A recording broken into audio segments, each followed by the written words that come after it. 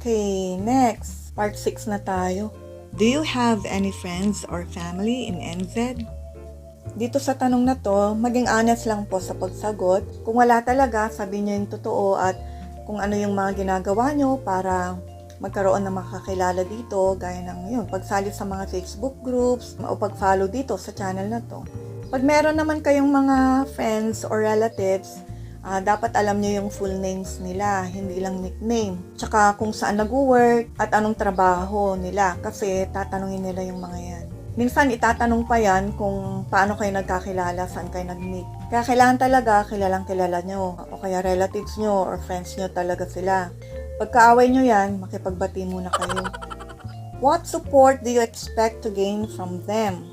So bago kayo ma-interview, maiging makausap nyo na yung friend nyo or yung relative nyo dito sa New Zealand through chat or email, hindi lang verbal para ma-document at madaling balikan.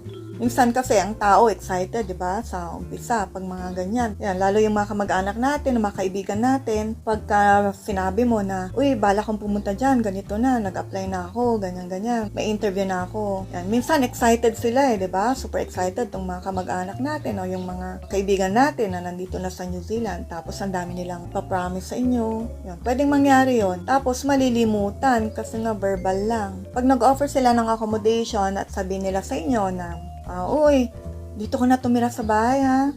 Itanong nyo muna magkano ang parenta niya sa iyo o sa inyo. Kahit pinsan nyo pa yan, kapatid nyo o best friend nyo pa yan.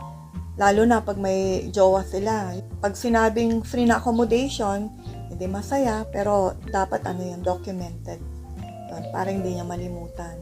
Pwede kang makishare sa sa kuryente, sa internet, sa pagkain.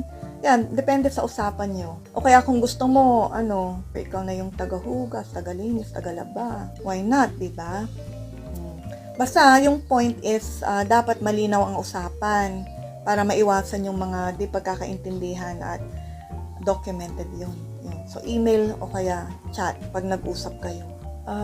Sana tayo? Are any of these people able to offer you support in finding skilled employment in New Zealand? Pwede niyong tanungin yung kamag-anak nyo o yung kaibigan nyo kung pwede kaya kayong ma-refer, lalo kung parehong field or industry kayo. O baka may referral program sila sa company nila. O kaya meron silang mga kaibigan o kakilala na pwedeng mag-refer sa inyo. Do you intend to stay with friends when you first arrive in NZ? Ayan. Related to sa tanong at sagot ko kanina. Kung wala pa kayong accommodation at i-interviewin na kayo, again, be truthful kung ano yung plano nyo. Kaya kung gusto nyong makatipid, ayaw nyong mag-hotel or mag-Airbnb, yan, join kayo sa mga Facebook groups. Ito naman yung para sa partner o spouse pag meron at kasama sa application. Madam, do you work now? Ito yung unang-unang question na tinanong sa akin noon. So kung di ka employed pero may business ka, sabihin mo yun, o kaya wala kang work pero may mga side hustles ka, pwede rin yun. Kung wala, dahil kailangan mong mag-alaga ng baby nyo, kailangan tutukan, yun, sabihin nyo lang yung totoo. Where did you work before? Yan, sabihin mo lahat ng companies na pinagtrabahuan mo, anong industry, anong naging trabaho mo. Yan, pag negosyante ka or nag-side hustle, banggitin mo rin kung ano-ano yung mga yun.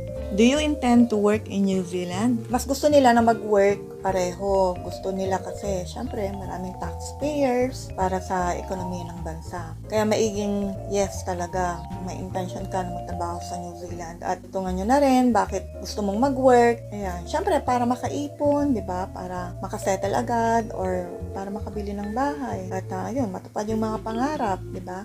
Yun, kung may maliit ka pang anak, sabihin mo anong plano mo para makapagtrabaho. Pwede rin kasi enroll yung anak mo sa daycare pag below 5 years old. And pag 5 years old na o pataas, pwede na siya sa big school. Tapos may mga after school care naman. Next question.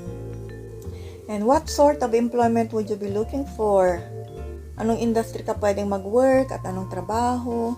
Yan, kung negosyante ka, anong klaseng business? Okay. So, syempre, kailangan ding mag-research ng partner o asawa tungkol sa trabahong pwedeng applyan nila. Kaya, yan, may tanong na ganito. Have you investigated employment opportunities in New Zealand?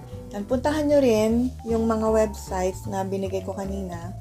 Tanong-tanong din sa mga kakilala kung meron dito sa New Zealand. Subscribe na rin kayo dito sa channel na to at mag-comment na rin kayo. I-comment nyo yung mga tanong nyo. Susubukan ko po na sagutin yung mga questions nyo. Is it your intention to work full-time or part-time in New Zealand? Siyempre, maiging full-time din. Pero kung di posible, dahil nga may baby kayo na kailangan yung tukan, pwedeng part-time muna or full-time at i-daycare nyo yung baby nyo.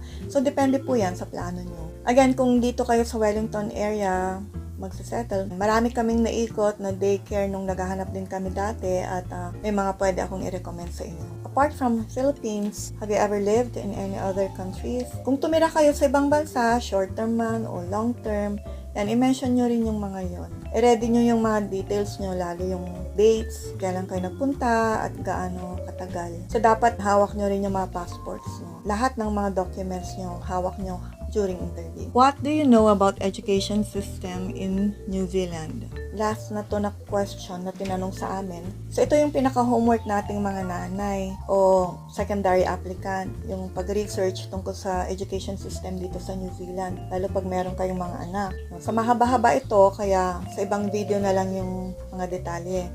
Pero bigyan ko kayo ng idea. Ang New Zealand education system may 3 levels. Merong early childhood education, primary at saka secondary education o high school o kaya college ang tawag nila dito. Tapos yung number 3, yung further education. Ito yung higher and vocational education kasama ng university, mga ganyan. Bale, meron silang 13-year levels from year 1 to year 13. So, year ang tawag nila imbes na grade 1, grade 2, ganun. Dito sa primary and secondary education, libre, free ang education sa mga state schools. Ito yung mga government-owned or government-funded. Kung yung mga anak nyo ay New Zealand citizen or permanent resident. Ang primary ay nag-start sa edad na 5 hanggang 12 years old o kaya 6 to 13 years old. Ang primary education ng bata ay nag-umpisa sa year 1 hanggang year 8. So, pwede nyong i-enroll na yung bata sa school, sa primary, bago sila mag-5, pero hindi sila pwedeng mag-start hanggat nag-5 years old na sila. So, yung intermediate schools, parang bridge yan between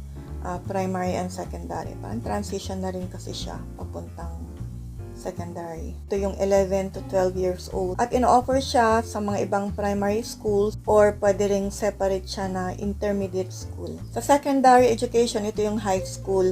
Ang tawag nila dito college. So, ito yung year 9 to 13. Nang edad ay mula 13 years old hanggang 17 years old. Sa atin kasi sa Pilipinas, yung college, di ba, tertiary education na yan. So, sa colleges or universities, di ba?